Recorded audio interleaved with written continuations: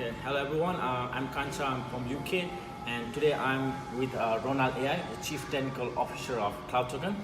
Okay. Right.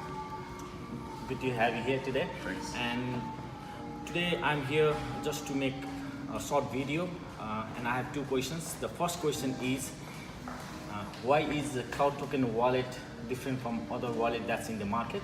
That's one question. And another is, how does the price of CTO goes up in the value?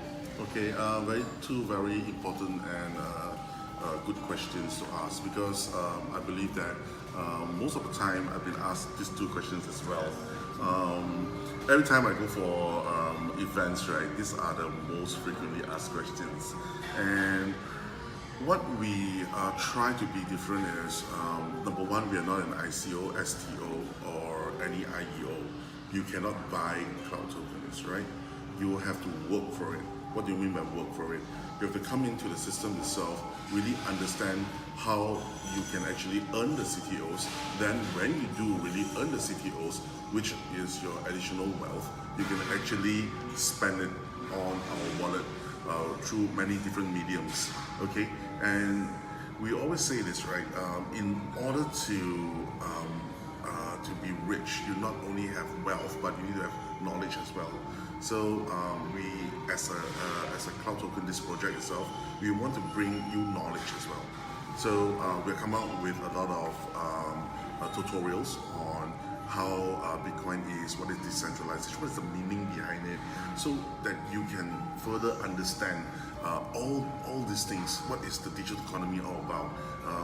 What is what you're empowered with when you're talking about with consensus and decentralization.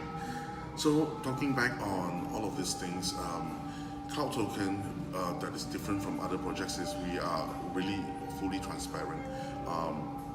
We are like a partner, right? When you actually start a company with a partner, you have to be truthful with them, that's number one. And you have to share, number one, what is going on, right? How much we are trading with, how are we doing the trades, and all of these things I believe that we have been sharing out with the community a lot. There are many videos, tutorials, many articles and documents about how we even do our trading. The algorithm that Ronald uses is also listed down on the business proposal, and Jarvis itself is there. So you can read a lot more about it. I believe that only through this transparency we are able to strike a good balance between what we want to do now and where we want to go in the future. Most projects, they actually start with the end in mind. So like us also, we actually start with the end in mind. But most of the projects, they are ICO based, which means that you come in, you buy the tokens, they will go onto exchanges. And when you are in exchanges itself, you are left to fend off the wolves yourselves. They are supposed to help you trade, but now you are supposed to trade the tokens that you buy. It doesn't really make sense to us. So in CT itself, we will never put our CTOs up in exchanges. You can only use it. It's a utility token, which also goes very well with the US law as well. We're not ICO, so you can spend it just like a reward point, right? Okay, and talking about this, okay, where we want to go to, okay, we want to be the future of banking, which means that we want you to be able to bring your CTO wallet to any part of the world and just spend. You can spend without having the fear of finding a local money changer and all of these things, okay? Even though you go to a very backdated, very backward country where ATMs are not available for you, through your CTOs itself, you can actually change to get local cash. So we are trying to work with a lot of partners, okay, to make this thing happen. Our end goal, as I say, we want to become the future of banking, which means that I want you to be able to travel anywhere in the world, okay, and you can use the wallet itself to spend, okay. So this is our end goal. We want to be bigger than WeChat and PayPal combined together. that is where we want to be there. So talking about the second question, how is the price of CTO listed? Actually, it's through a formula, very simple, okay? Because you actually you participate in the Jarvis program, okay? Now, for example, you put into Ethereum. Jarvis itself is supposed to take your 2 Ethereum and do a trade for you. And because of this process itself, Jarvis will give you CTOs, okay? And the CTO price is actually determined by the number of CTOs in circulation versus the asset of earnings that is in the reserve pool. Then you come up with a certain price, okay? Of course, this price is affected by a few things. Number one is the number of circulation, because the more asset that comes in, if Jarvis do not overrule Jarvis combined, do not fully utilize his asset, we'll be giving up way too much CTOs. But the earnings in the reserve pool will be low. That will actually cause the price to actually drop, okay? And also how much of users actually withdraw from these accounts, okay? The more they withdraw, if the withdrawal rate is higher than what we can earn, okay, then it also cause a drop, okay? So this is how the CTO price is actually determined guided by a formula which nobody can touch. So you kind of say that I burn the number of tokens because our CTO tokens is cycled back into the system. It's actually an ecosystem that goes round. There's no burning, there's no disappearing. And the price of CTO, like, because when we have hotel booking, flight booking, all the profit will go to the reserve, isn't it? Yes, correct. So that is the other ways to spend, right? So for example, if you were to book a hotel or a travel package from the City wallet itself, okay, what we do is we actually give the users a 8 to 10% discount, okay, off whatever you can find on retailers.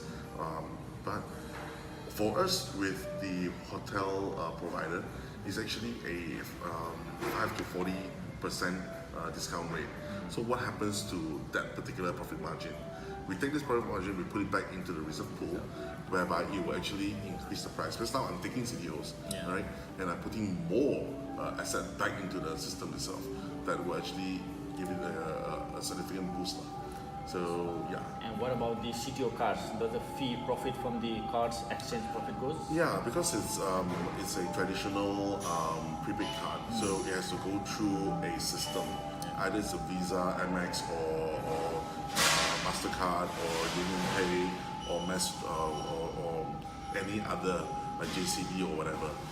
All these cards itself, they have a network fee, okay? And after deducting this network fee, we will have probably a 1+% or 2+%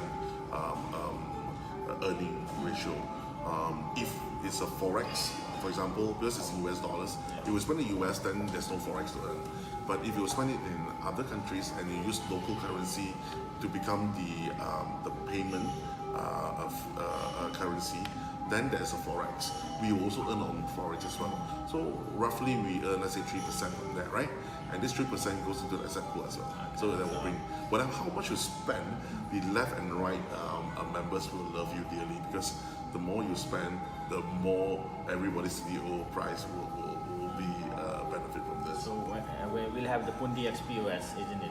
Yeah. Yes. So the more the merchants use it, so the fee will go to the reserve. So whatever fee. Like a lot of programs, right? They never think a lot for merchants, but we do really want to protect our merchants, because we want merchants to we understand merchants itself.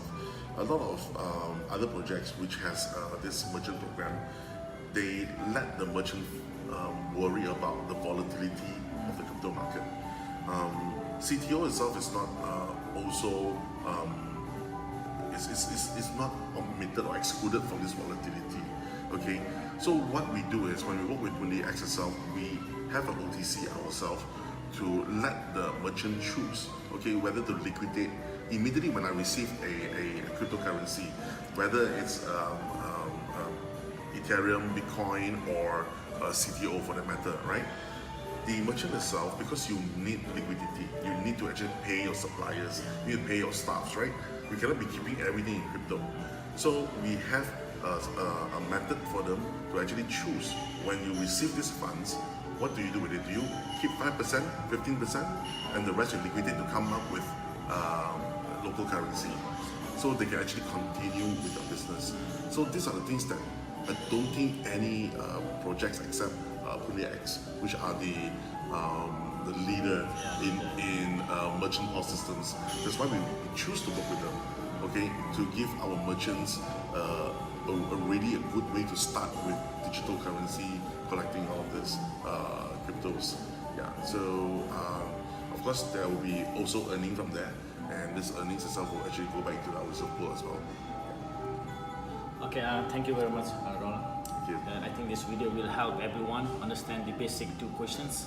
Okay, that's it. Thank you.